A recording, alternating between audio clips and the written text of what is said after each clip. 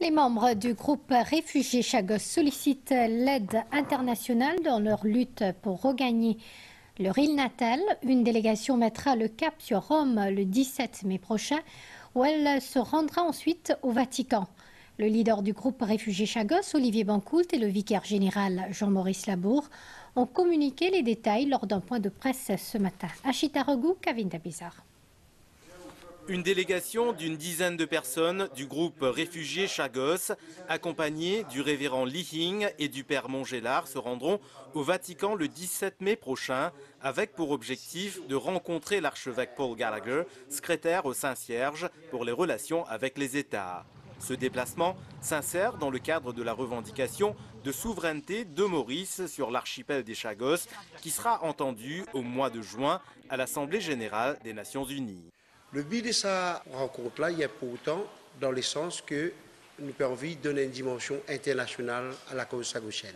À la veille de toute une discussion dans les Nations Unies pour refaire l'affaire devant la Cour de justice internationale par l'État mauricien, nous disons plus que jamais c'est l'occasion pour demander le soutien du Vatican et en même temps le droit de retour pour les Sagosiens qui y ensemble. Nous dire que, pareil comme à tout le monde, nous avons un droit fondamental, nous avons une dignité. Qui nous dit que personne ne peut empêcher nous de vivre nous la terre. Et c'est ça, nous, c'est la revendication.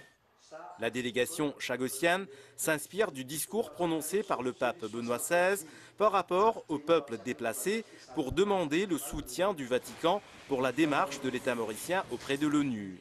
Lors de cette rencontre avec la presse, le père Jean-Maurice Labour a fait un appel à la solidarité nationale et à la diaspora mauricienne pour soutenir moralement et financièrement le groupe Réfugiés Chagos dans ce déplacement. Nous avons fait la démarche auprès du Vatican, donc nous avons obtenu ce rendez-vous et nous caressons l'espoir que cette délégation, puisque le 17 tombe le mercredi, le jour de l'audience générale du pape, que cette délégation peut aussi obtenir des billets pour aller à l'audience générale et probablement aller dire un petit bonjour au pape. Cette démarche, si vous voulez, se situe dans le cadre de la démarche de la déclaration de la conférence des évêques des îles de l'océan Indien l'année dernière, en 2016, où les évêques de l'océan Indien avaient manifesté leur soutien au peuple chagosien à travers une déclaration officielle, notamment soulignant leur droit, soulignant que l'attachement des Chagosiens à leur île était tout à fait légitime et qu'ils ont effectivement le droit de retour sur leurs îles.